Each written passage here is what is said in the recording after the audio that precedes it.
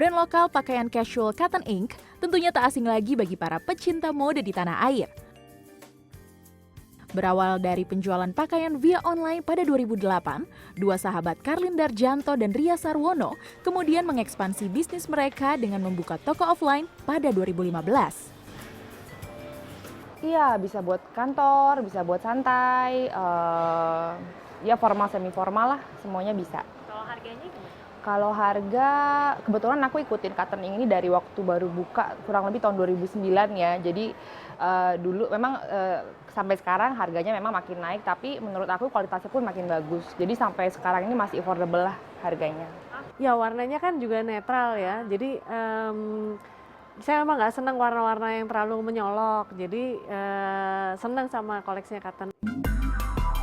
Selain inovasi, kolaborasi dengan para seniman untuk menghasilkan mode terbaru membuat bisnis yang menjual pakaian modern wanita berslogan From Head to Toe ini kian populer. Bahkan menjadi salah satu kiblat mode tanah air.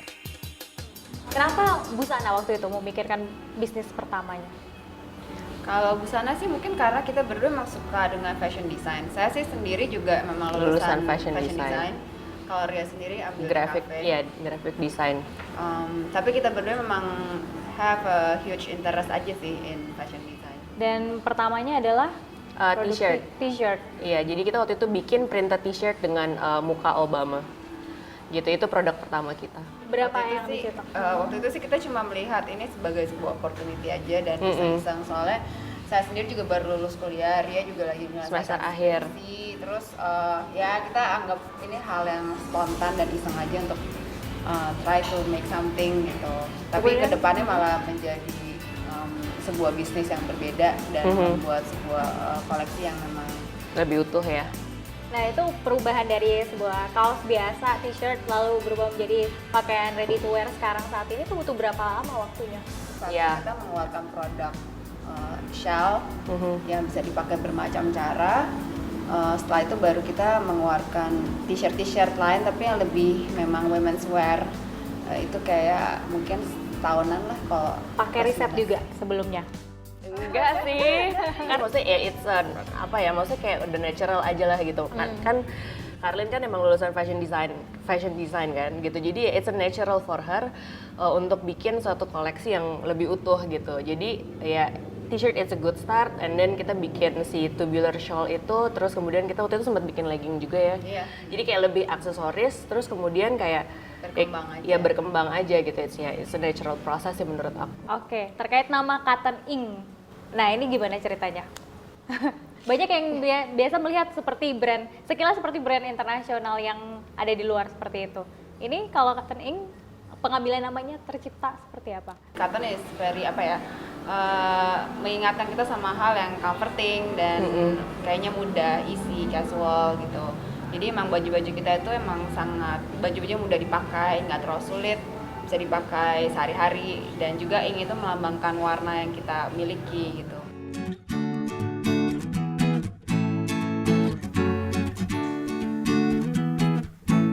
Kedua sahabat sebaya yang sama-sama berusia 29 tahun ini saling berbagi tugas dalam menjalankan bisnis. Karlin bertanggung jawab sebagai creative director, sedangkan Ria bertanggung jawab sebagai marketing director. Karlin mengaku pada awalnya tak gampang menyatukan pemikiran antara dirinya dan Ria, meskipun telah berteman sejak lama.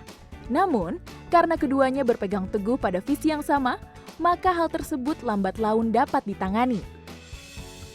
Kerja sama mereka berhasil mengembangkan modal awal 1 juta rupiah menjadi omset ratusan juta rupiah per bulan. Cotton Inc yang semula hanya dibuat untuk memberikan penghasilan tambahan justru tumbuh semakin besar dan menjadi pekerjaan impian bagi dua sahabat ini. Kalau pemilihan warna itu sebetulnya sih kita lihat dari analisa juga, yaitu dari mungkin past purchase atau apa yang customer beli, dan kebetulan warna-warna favorit mereka memang warna putih, warna hitam atau abu-abu, dan juga warna biru gitu, karena mungkin sangat cocok di kulit mereka dan membuat mereka bisa mix and match dengan mudah dengan jeans mereka atau dengan sepatu. Tetapi kadang kita juga memberikan warna-warna lain seperti warna pastel atau warna kuning gitu, agar ya memiliki sesuatu yang berbeda aja di antara warna-warna netral lainnya.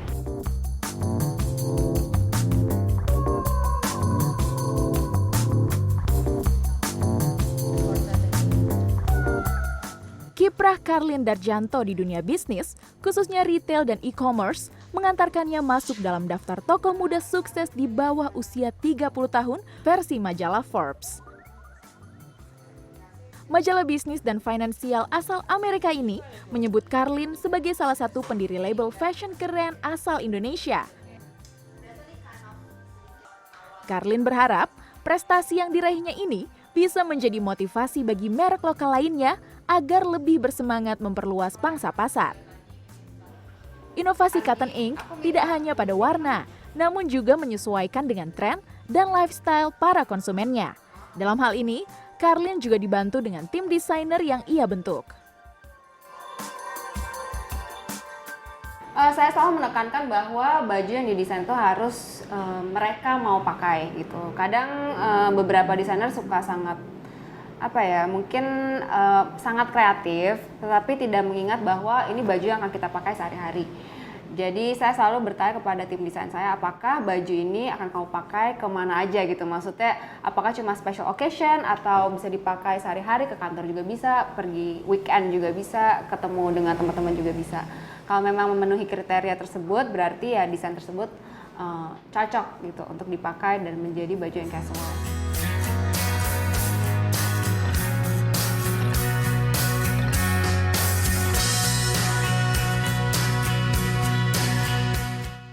Untuk menghasilkan satu gaya busana terbaru, dibutuhkan waktu sekitar 7 minggu.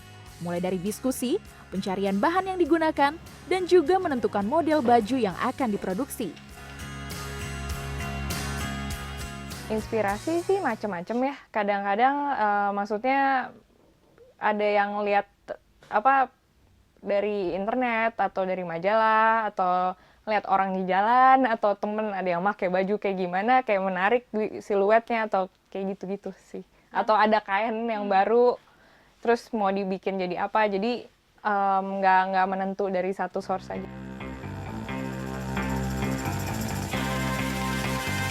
Kerja keras dan inovasi dipadukan untuk menjaga komitmen Cotton Ink dalam menghasilkan busana yang nyaman dan stylish bagi masyarakat. Baik Karlin maupun Ria juga ingin agar Cotton Ink dapat menjadi label yang membawa identitas dan kebanggaan bagi Indonesia. Produk Cotton Ink yang menyasar konsumen muda berusia 20 hingga 25 tahun ini sebagian besar memang menggunakan materi asli Indonesia yang dibuat oleh para perajin Indonesia.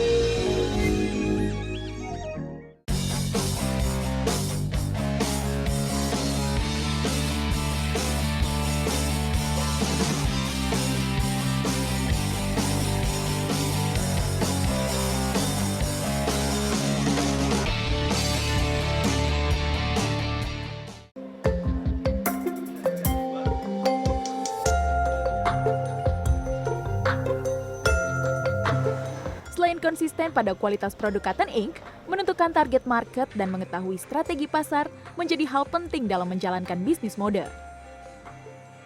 Satu hal yang menarik, Cotton Ink termasuk merek pertama yang memulai konsep belanja melalui blog. Nama mereka perlahan mulai banyak dibicarakan di forum-forum online. Dari situlah, bisnis mereka kemudian berkembang dengan cepat. Selama menjalani bisnis fashion nih, target marketingnya yang paling dituju gimana, dan strategi marketing apa yang paling bekerja lah, berfungsi dalam bisnis fashion? Kalau customer Cotton Ink itu 21 sampai 25 untuk target utamanya, tapi pada kenyataannya it stretch gitu sampai di atas 25 sampai sekitar 28 29 gitu. Dan ada ya ada sebagian kecil di atas 30-an gitu. Jadi dengan kayak kita sekarang ada line Cotton Ink Archipelago, Cotton Ink Studio gitu, dan mungkin kolaborasi dengan waktu itu kita dengan Raisa, dengan salah satu ilustrator YK Amels, dan ada Dian Pelangi. Itu kan juga membuat customer mereka kan juga ngelihat Cotton Ink gitu, dan itu yang membuat it stretch gitu si target kita sekarang, customer kita sekarang gitu. Kalau misalkan untuk marketing tools yang masih istilahnya kayak mujarab, menurut aku dan low cost, it's a social media gitu. Jadi dan aku juga baca beberapa artikel dari luar bahwa kalau Instagram itu memang salah satu fashion tools sekarang gitu, tapi kita juga sekarang udah mulai lihat kayak ke Snapchat, dan tanpa mengurangi all social channels lainnya kayak misalkan YouTube, Pinterest, Facebook gitu, karena aku percaya semua channel itu simbiosis mutualisme sih. Jadi kayak kalau ada di sini juga harus ada. Pasti kita juga investasi ke web store karena memang basically kita adalah fashion brand yang operate-nya jadi kita e-retail gitu. Jadi kalau misalkan beberapa international brand kan mereka operate-nya offline kan, memang kayak tipikalnya ya bisnisnya buka banyak toko gitu. Kalau kita memang lebih ingin mengembangkan digital side-nya aja. Oke, tips and trick nih untuk para pebisnis atau yang mungkin lagi mau mulai untuk berbisnis fashion, silakan dari dua-duanya. Apa ya, mungkin lebih kayak mengerti sebetulnya siapakah diri kamu sendiri, maksudnya brand kamu tuh seperti apa. Jangan coba untuk mengcopy yang sudah ada karena doesn't work, dan kerja keras. Fokus sih menurut aku belajar banget dari bikin bisnis sendiri sama Carlin itu, karena aku orangnya kayak all over the place, tapi this business bener-bener nge-shape aku jadi orang yang lebih kayak ada satu tujuannya aja. Tapi sempat nggak sih kayak lelah gitu menjadi pebisnis? Seperti kehidupannya ada ya? Entrepreneurship tuh memang gak mudah gitu, karena kita kan yang bisa membuat sukses atau nggak sukses tuh diri kita sendiri. Jadi tanggung jawab tuh ada di pundak kita. Dan kayak sekarang ini dengan pegawai kita, saya juga bukan bertanggung jawab sama diri saya atau Ria sendiri, tapi jadi harus bertanggung jawab terhadap pegawai-pegawai saya yang bekerja keras, kemudian masa depan mereka gitu. Jadi saya rasa sangat normal gitu. Jadi maksudnya untuk para entrepreneur yang lagi mulai ataupun yang sudah lama, saya mengerti. Emang nggak mudah, dan better sih kalau emang ada orang yang bisa selalu diajak ngobrol.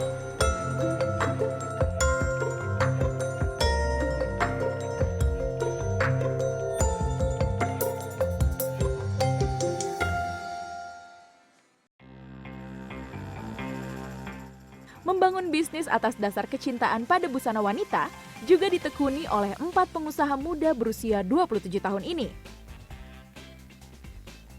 Mereka adalah Ririn, Dian Aisyah, Guida Aresi, dan Ursula Wantah. Ava Prolog Collection merupakan merek lokal dari kaftan yang tercipta dari kepekaan 4 sekawan ini dalam melihat peluang. Berbisnis kaftan di negeri dengan populasi umat muslim terbanyak di dunia menjadi lahan basah dalam memasarkan produk, terlebih saat hari raya lebaran. Meski masih berbasis pada penjualan online sejak 2013 dengan modal 50 juta rupiah, omset yang mereka hasilkan kini mencapai ratusan juta rupiah per bulan. Halo, selamat siang. Thank you. Seneng banget akhirnya bisa ketemu salah 2 dari 4 owner Ava Prolog. Dan akhirnya saat ini sudah banyak orang yang mengenal Ava Collection. Seperti itu, memang sudah ditargetkan akan sebesar ini? Jujur sih, kalau kita ngomongin target, setiap orang sih pasti selalu positif ya. Kebetulan kita berempat tuh selalu bukan harus gini-gini nih, enggak, tapi kita selalu punya pandangan yang oke, berarti kita harus bisa lebih baik dari kemarin, selalu begitu. Jadi kalau ngomongin target sebesar apa, kita nggak pernah punya bayangan, tapi kita selalu mau menjadi lebih baik aja gitu. Tapi ketika mau mulai bisnis busana, ya kan busana yang memang setiap tahun atau bahkan bulan bisa berganti-ganti mode, begitu kan, untuk mengikuti ke arah tersebut? Apakah memang ada ketakutan di awal gitu, kita akan berbisnis busana? Sebenarnya apa penilaiannya? Kalau untuk masalah itu sih sebenarnya kita dari awal Ava sendiri kita sudah tahu gitu produk yang mau kita jual adalah all size collection, di mana memang baju-bajunya itu bisa dikenakan oleh berbagai macam ukuran. Jadi itu salah satu yang membuat kita pede juga untuk tetap terus oke, kita jalanin gitu. Karena kendalanya ketika kita menjual produk dengan sizing itu memang lebih banyak hal-hal yang harus kita pertimbangkan lagi gitu. Dan akhirnya sampai ke sini ternyata all size collection itu sangat terpakai ya, dan sangat demand-nya juga sangat besar gitu. Itu yang salah satu alasan besar pertama kenapa kita pede untuk masuk ke dunia busana sendiri. Investasi jangka panjang adalah fokus penting Ava Prolog dalam menjaga eksistensi bisnis. Mulai dari menjaga kualitas bahan kaftan, pengemasan, hingga pelayanan pengiriman barang kepada konsumen. Iya, jadi setelah admin kita kasih info ke staf di kantor untuk pengiriman apa aja hari ini, nanti semua staf-stafnya akan packing baju ke dalam box gitu, nanti baru kalau udah selesai akan diambil sama salah satu jasa pengiriman di Jakarta. Kalau untuk Ava Prolog sendiri kita produksinya setahun 2 kali, karena kan ada spring summer dan fall winter. Tapi sebelum kita keluarin koleksi spring summer, kita pasti ada capsule collection. Biasanya kita kolaborasi sama salah satu desainer Indonesia. Terus tahun lalu kita baru mulai itu, kita kolaborasi dengan Rama Dauhan. Terus tahun ini kita kolaborasinya sama Hakim Satrio. Terus setelah spring summer, sebelum ke fall winter kita biasanya keluarin koleksi namanya Pink Aware. Itu baru mulai juga tahun lalu. Nanti biasanya itu semua koleksinya kita sumbangkan sebagian untuk YKPI, Yayasan Kanker Payudara Indonesia.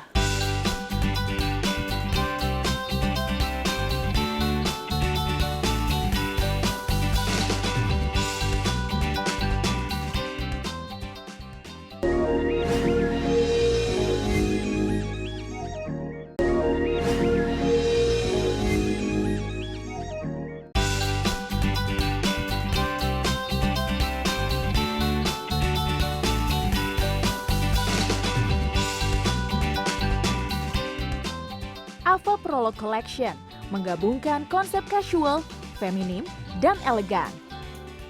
Konsep-konsep tersebut merupakan karakteristik dari masing-masing pendiri Ava. Nama Ava terinspirasi dari kata Eve atau kaum Hawa.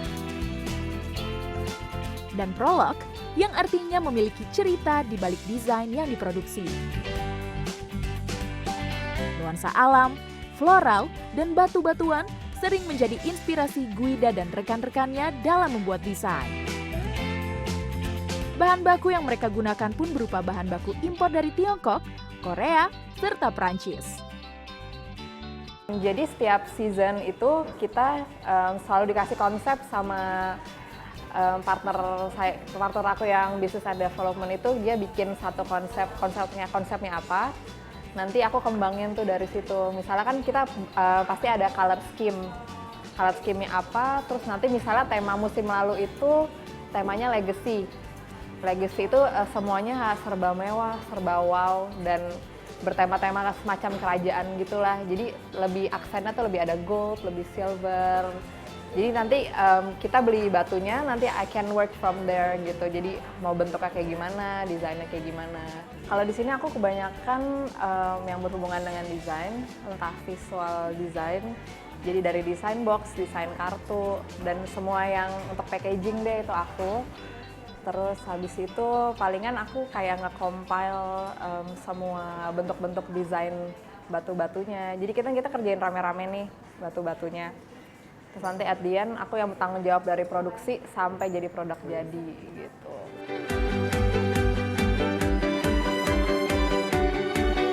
Pengaturan keuangan yang sehat menjadi tanggung jawab Ririn agar produksi berjalan lancar. Awalnya ya pasti kita nyiapin untuk produksi pertama langsung breaking point. Kita langsung banyak permintaan dari yang lain, kita bikin lagi dari 50 itu menjadi lebih banyak lagi, jadi berapa ya, 75, lalu 200 gitu. Jadi mulai berkembang terus. Intinya sih kalau misalnya udah dapet, aku langsung sisihin dulu ya kan. Terus untuk menutupi produksi apa segala macam, untuk beli bahan apa segala macam itu udah kita amanin dulu dari awal. Pokoknya yang paling terakhir itu ya keuntungan, itu paling terakhir. Tapi kalau dilihat memang sepanjang perjalanan membangun usaha ini kan selalu mendapatkan profit.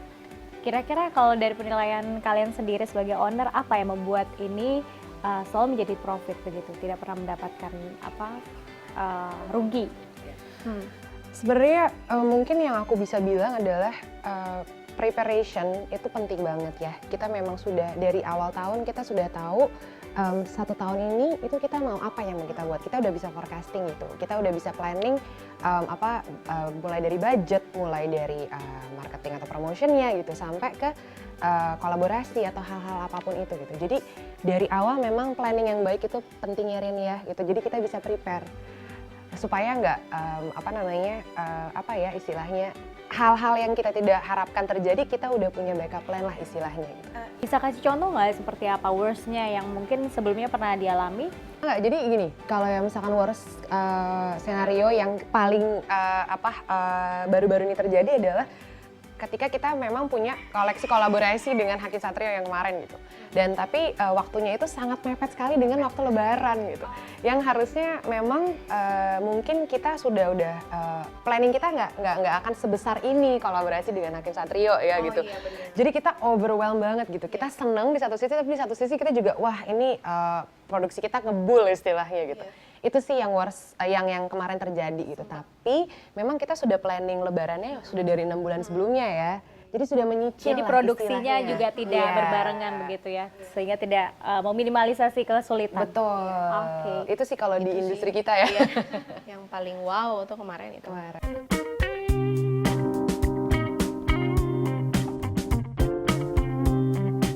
Menjalankan bisnis berbasis online membuat tampilan Ava Prolog di media sosial dan website harus semenarik mungkin. Mulai dari foto hingga video dibuat guna menjelaskan koleksi terbaru mereka. Ini dilakukan agar konsumen tak sekedar membeli produk, tapi juga memahami filosofi dari desainnya. Dijual dengan kisaran harga 1,5 hingga 2,5 juta rupiah, maka tak heran jika omset Ava bisa mencapai 2 miliar rupiah per tahun. Meski telah menghasilkan omset miliaran rupiah, ada beberapa pertimbangan yang membuat Ava Collection belum beralih ke penjualan offline atau membuka galeri busana. Tapi kenapa sampai sekarang belum? Apakah memang memilih lokasi yang tepat dan juga target sasaran yang pas seperti itu? Karena pertimbangannya sebenarnya banyak. Tapi yang paling pertimbangan kita yang paling kuat itu adalah memang kenyataannya sih yang kita lihat online shop sekarang tuh jauh lebih berkembang dan lebih efisien ketimbang kita punya offline store. Di luar dari overhead cost juga, di luar dari Jakarta yang macet banget juga ya kan. Orang juga udah sangat udah sangat fokus dengan aktivitas mereka juga gitu. Jadi untuk mereka datang ke toko juga biasanya butuh effort lebih kan ketimbang online. Mereka memang benar-benar nggak hanya dari Jakarta tapi juga di luar Jakarta. Sesimpel mereka akses ke internet dan mereka udah bisa dapetin produk kita gitu. Mungkin ada yang saran ataupun tips seperti yang tadi saya bilang untuk para pemula yang mungkin ingin berbisnis di dunia fashion, seperti apa? Apa yang harus mereka persiapkan sebenarnya? Mungkin aku boleh kasih tips dulu kali ya. Iya, silakan. Kalau dari aku sih jujur kalau kata orang zaman dulu ya, kita berusaha atau mencari uang itu jangan fokus cari uangnya gitu, tapi kita memberikan yang terbaik. Jadi kalau aku sarannya adalah supaya teman-teman mungkin lebih fokus ke gimana membuat brand itu sendiri dan produk itu semaksimal mungkin. Jadi jangan hanya fokus untuk kita cepat mau dapat profit dan mau break even cepat gitu ya. Tapi mereka lupa bahwa ada aspek-aspek lain yang sebenarnya itu adalah long term investment juga gitu. Kalau Ririn? Ririn gimana? Ya sama sih pada dasarnya, cuma satu kata yang menurut aku penting banget tuh intinya kita harus balance dalam hal apapun. Jadi kalau untuk mencari rejeki itu jangan hanya terus-terusan itu dipikirin, aduh nanti untung berapa gimana. Tapi memang benar kita harus pikirin segala aspeknya gitu. Jangan hanya itu aja yang dipikirin, tapi semua harus balance gitu aja.